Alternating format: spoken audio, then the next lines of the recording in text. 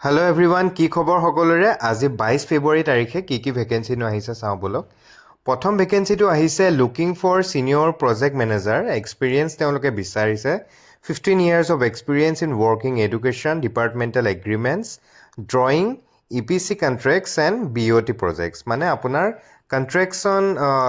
Construction ছাইডত বা construction কোম্পেনীত যদি তেনেকুৱা ধৰণৰ এক্সপিৰিয়েঞ্চ আছে তেন্তে আপোনালোকে এই পোষ্টটোৰ বাবে এপ্লাই কৰিব পাৰে। তলত এটা ইমেইল ID দিয়া আছে, ইমেইল IDত আপোনালোকৰ আপডেটেড CVখন পঠাই দিব।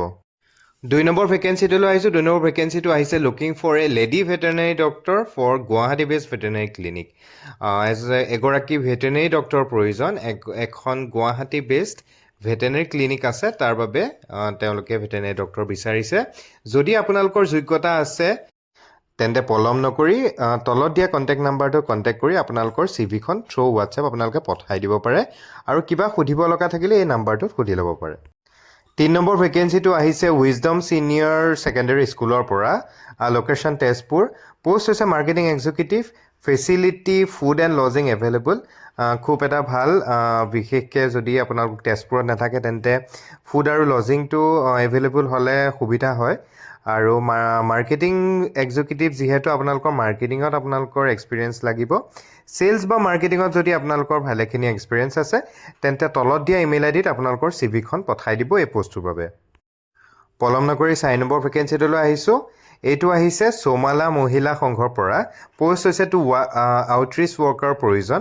লোকেশ্যন লামডিং, হোজাই এণ্ড ৰঙাপাৰা শোণিতপুৰৰ পৰা 2টা লোকেশ্যনৰ পৰা আহিছে 2জন আউটৰিচ ৱৰ্কাৰ প্ৰয়োজন। আৰু এইটো এটা ইণ্টাৰভেনশ্যন প্ৰজেক্ট হয়।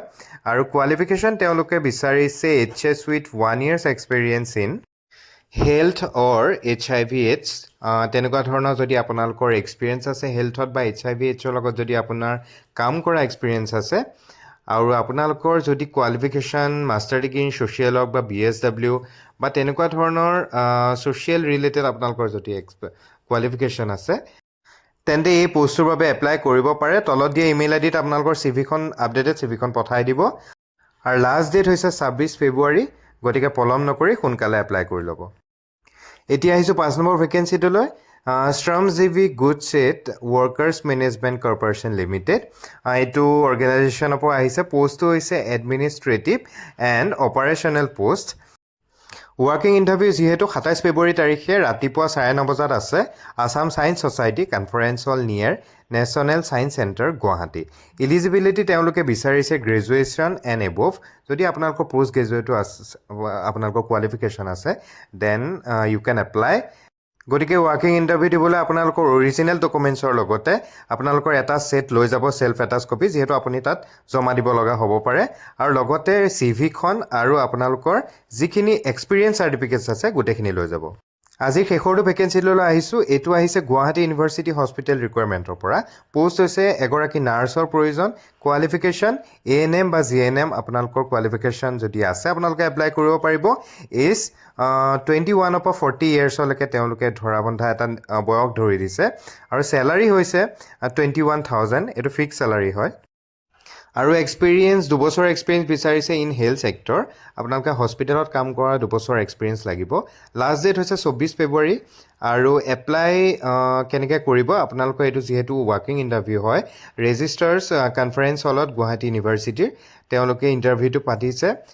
ৰাতিপুৱা 9 বজাৰ পৰা 10 বজালৈ ভিতৰত আপোনালোকে পাবগৈ লাগিব। যিহেতু ৱৰ্কিং ইণ্টাৰভিউত ডকুমেণ্টেশ্যন হয়, সেইকাৰণে আপোনালোকে অলপ সোনকালে গ'লে ভাল। আৰু যিখিনি ডকুমেণ্টছ লাগে আপোনালোকৰ এডুকেশ্যনৰ পৰা আদি কৰি এক্সপিৰিয়েঞ্চ চাৰ্টিফিকেট, CV গোটেইখিনি এটা চেল্ফ এটাচ কপি লৈ যাব। আৰু 24 তাৰিখে ৰাতিপুৱা তেওঁলোকে ৱৰ্কিং ইণ্টাৰভিউটো পাতিছে। গতিকে আজিৰ ভিডিঅ'টো যদি ভাল লাগিলে, মই বচা কিছুমান জব আপডেটছ লৈ আহিছোঁ আপোনালোকৰ কাৰণে, তেন্তে আপোনালোকৰ যদি ভাল লাগিলে বন্ধু বান্ধৱীৰ লগত শ্বেয়াৰ কৰি দিব, যাতে কাৰোবাৰ চাকৰি এটা পোৱাত সুবিধা হয়। আৰু চেনেলটো যদি এতিয়ালৈকে আপোনালোকে ছাবস্ক্ৰাইব কৰা নাই, ছাবস্ক্ৰাইব কৰি দিব for the daily job updates. আৰু মোক কিছুমানে কমেণ্টত সোধে যে এইটো ফেক হয় নেকি বা এনেকুৱা যোনবোৰ জব ৰিলেটেড নিউজবোৰ। গতিকে এইটো কোনো ফেক নহয়, এইবিলাক অৰিজিনেল চ'ৰ্চৰ পৰা লোৱা হয়, নিউজ পেপাৰ্ছ এণ্ড অল। আৰু অৰ্গেনাইজেশ্যনৰ যিটো তেওঁলোকৰ ৱেবছাইট থাকে তাতে তেওঁলোকে আপডেট কৰি দিয়ে, তাৰ পৰা লোৱা হয়।